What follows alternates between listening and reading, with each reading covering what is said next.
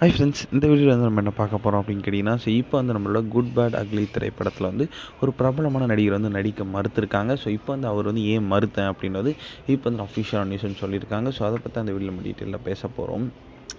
இப்போ வந்து நம்மளோட குட் பேட் அக்லி திரைப்படம் வந்து ரிலீஸ் ஆகி நல்ல ஒரு வரவேற்பை பெற்றுருக்கு அப்படின்னு சொல்லலாம். ஸோ நம்மளோட தாலாஜித்தோட சரியான ஒரு கம்பேக் அப்படின்னு சொல்லலாம்.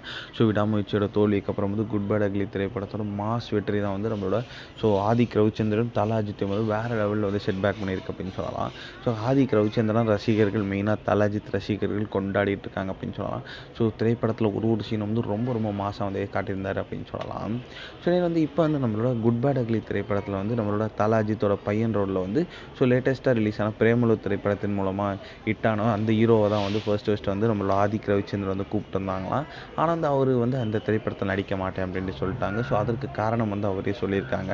அதாவது அவர் வந்து ஆதிக் ரவிச்சந்திரன் கூப்பிடும்போது அவர் வந்து வேறு ஒரு திரைப்படத்தில் ஒரு முக்கியமான ரோலில் நடிச்சிட்டு இருந்ததுனால வந்து என்னால் வந்து இந்த திரைப்படத்தில் நடிக்க முடியல, இது வந்து எனக்கு ஒரு காஸ்ட்லி மிஸ்ஸாக இருக்கலாம் அப்படின்ட்டு வந்து அவரே வந்து லேட்டஸ்ட்டாக ஒரு இன்டர்வியூ வந்து சொல்லியிருக்காங்க.